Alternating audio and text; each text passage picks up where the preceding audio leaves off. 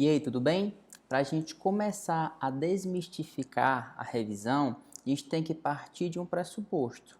Para que eu possa revisar, eu tenho que ter o que revisar ou onde revisar, correto? Então, vamos iniciar esse tópico aqui aprendendo a criar o nosso material de revisão. E eu já inicio te dizendo que não tem necessidade de você criar um caderno digital, né, um arquivo do Word aí, ou um Notas, ou um caderno físico específico, porque isso pode consumir muito do teu tempo. E a nossa ideia no treinamento é otimizar e criar, através de destaques, um material único e um material atualizado. Eu não estou dizendo que não tem necessidade de você ter um local para revisar. Eu estou dizendo que não tem necessidade desse local ser um caderno físico ou um caderno digital, beleza? Claro, se você já utiliza um caderno, você já construiu algum material, direito constitucional, administrativo, civil, sei lá, qualquer matéria, continua utilizando esse teu material. Por quê? Porque já está feito e você não vai jogar o teu tempo, o teu trabalho fora. Mas se você for criar um material de revisão para alguma matéria do zero, segue essa dica que eu vou te passar agora, beleza? Quando você for ler um livro, quando você for ler uma apostila, eu quero que você faça assim, ó. Peguei aqui um livro para te mostrar um exemplo. Eu quero que você leia um tópico inteiro, sem marcar nem grifar. Tá vendo que o autor separa o raciocínio dele por tópicos? Ó, aqui começa um tópico, né? E aí vem 1, 2, 3 parágrafos. Aqui começa outro tópico, aqui outro, né? Você pode não conseguir ler o que tem aqui, mas você consegue entender que são tópicos diferentes, certo?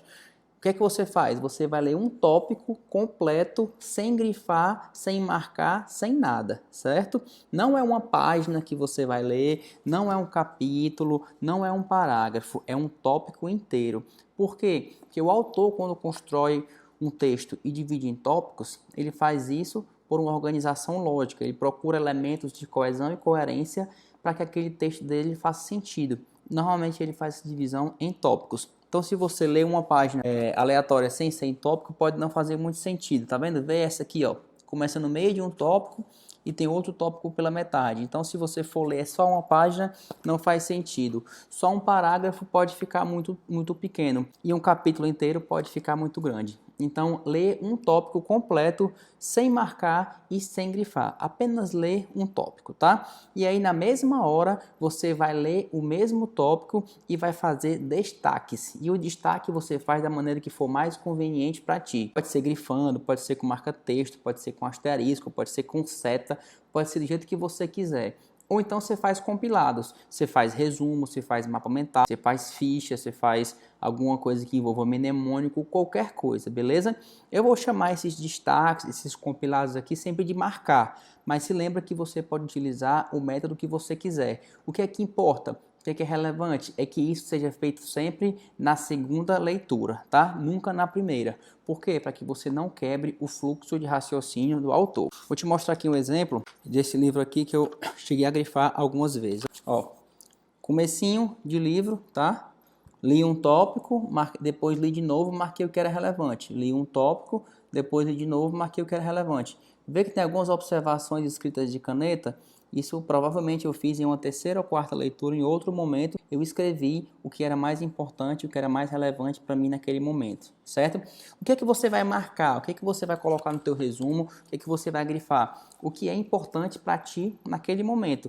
E como é que você sabe o que é importante para ti naquele momento? É o que for relevante, certo? Que se repete muito. Não se preocupa, se você não tem um bom conhecimento da matéria, se você não conhece muito o tópico, é normal que você marque muito no começo ou na primeira vez que você estiver estudando esse tópico, certo? Por quê? Porque você não tem muito conhecimento.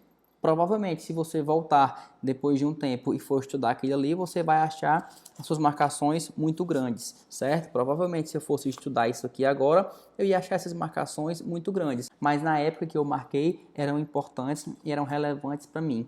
Então, fez sentido essa marcação naquele momento, beleza? Não ficou errado, não ficou demais, não ficou ou pouco. Não se preocupa com isso, apenas se preocupa em destacar o que é relevante para você naquele momento. Quando você começar a resolver questões, você vai aprendendo o que é realmente importante ou não. E isso é bom, significa que você vai evoluir na matéria.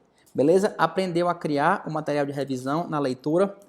Ó, eu peguei um livro físico, mas você pode fazer isso que eu fiz agora aqui com um PDF tranquilo. Repetindo para ficar bem claro, não faz marcação na primeira leitura e não começa a marcar até terminar de ler um tópico inteiro, para não quebrar a montagem de ideias, para não quebrar a construção de raciocínio do autor. O autor usa elementos de coesão e coerência para que o texto dele faça sentido. Se você quebra essa leitura dele, você lê muitas vezes, pode ler uma página inteira e depois, se alguém te perguntar, ou você mesmo vai notar que não entendeu nada, que não sabe nada do que tem ali, beleza?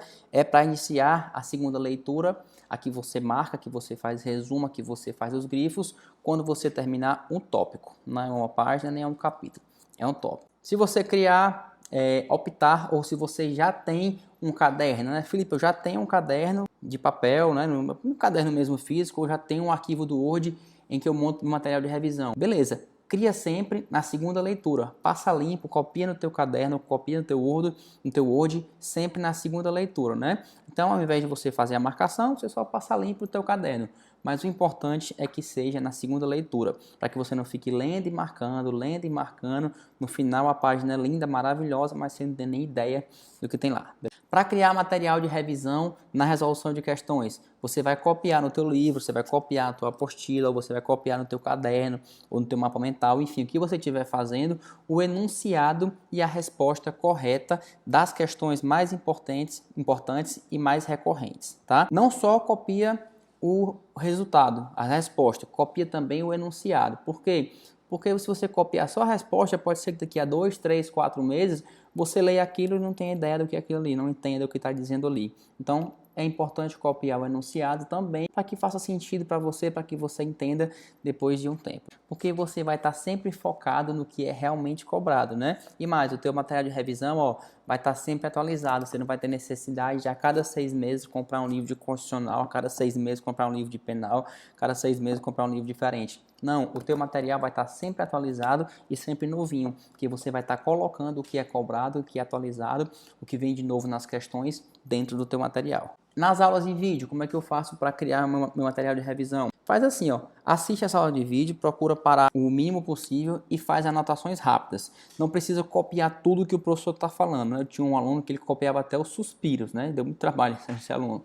Enfim, você copia só o que é pertinente, você bota em forma de tópicos, você faz anotações rápidas. Esse material deve ser colocado dentro do teu livro, dentro da tua apostila, no capítulo pertinente. Tá ouvindo? Aqui tem um relógio que daqueles antigão, né? Toca de 15 em 15 minutos e depois toca na hora completa. Vamos parar de terminar para a gente continuar a nossa aula.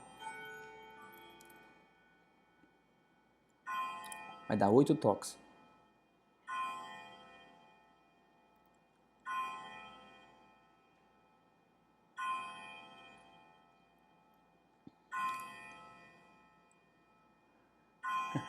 Não vou falar, não adianta, vai me cortar.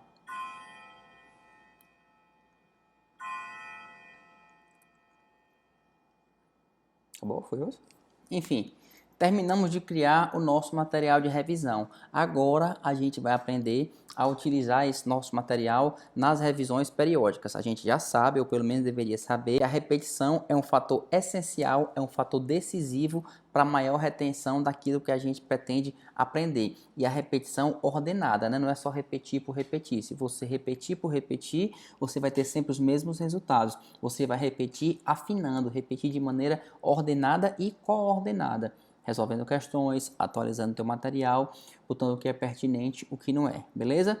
Quando você faz isso de maneira periódica, você naturalmente fixa mais o conteúdo e converte aquela informação em conhecimento. Então, vamos aprender a fazer isso agora. Já criamos o nosso material de revisão, agora vamos aprender a usar, tá? Vou voltar para o verbo revisar, certo?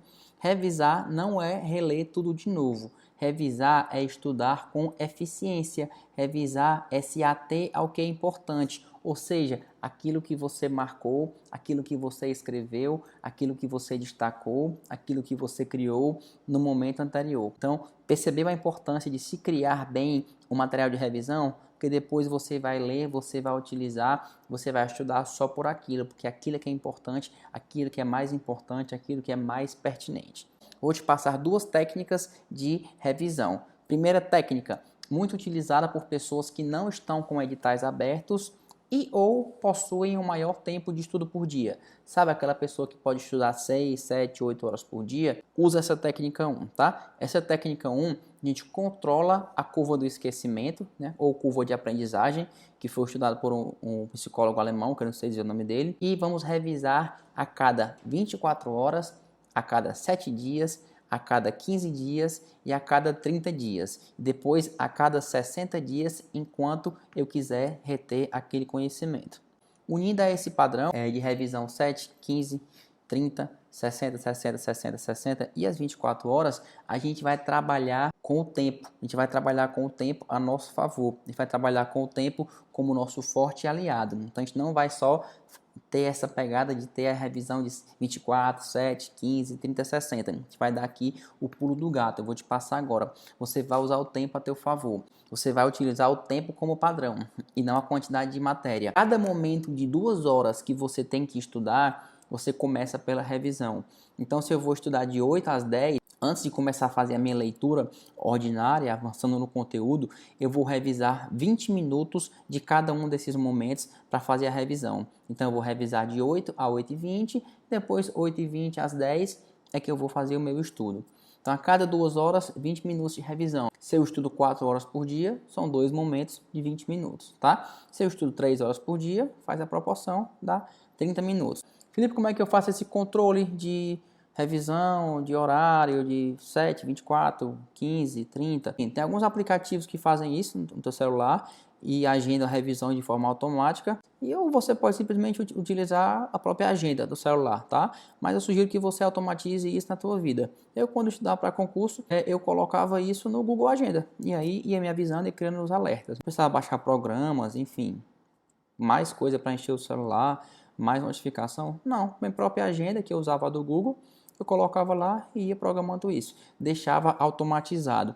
Por quê? Porque é mais fácil de cumprir, né? Então, se você não quiser nem usar a agenda, você pode até usar os lembretes. Vou botar um alarme com lembretes, que já vai te ajudar bastante, tá?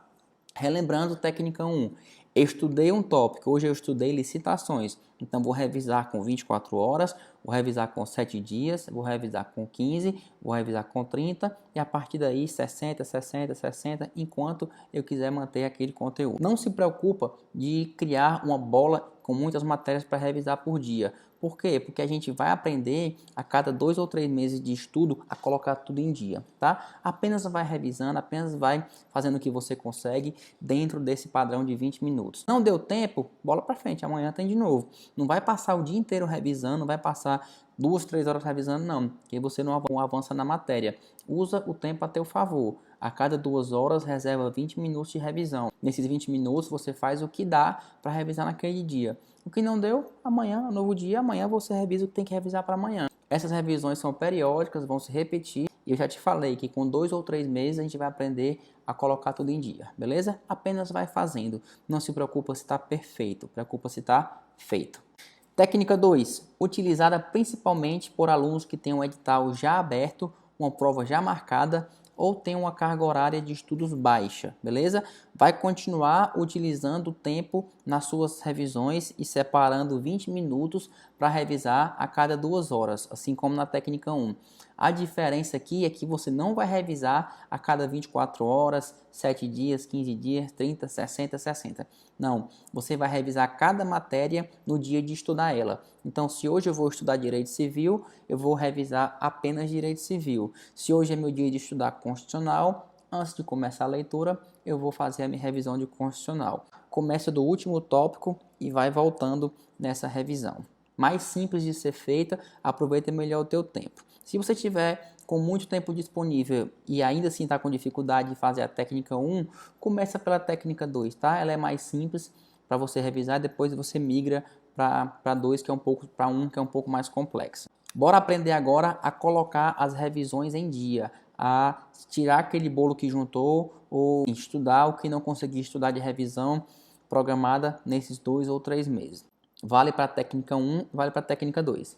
A cada 3 meses de estudo, você separa uma semana para fazer uma revisão geral de tudo que você estudou. Como é que você faz isso? resolvendo questões. Não se preocupe em resolver questões lendo comentário, não. Se preocupe em resolver questões de maneira intensa. Passa uma semana resolvendo questões de todos os tópicos que você já estudou. O que é que isso vai fazer? Vai te dar uma visão do todo de novo e alguma revisão que tenha ficado pendente vai ser eliminada. E você vai acabar vendo aquilo e vai ficando mais fresquinho na tua cabeça. Outra coisa é também fazer uma grande revisão do edital, faltando 2 semanas para a prova. Faltam 2 semanas para a tua prova, faz muita questão e lê só o básico que for preciso durante essas 2 semanas, mas prioriza questões, tá bom?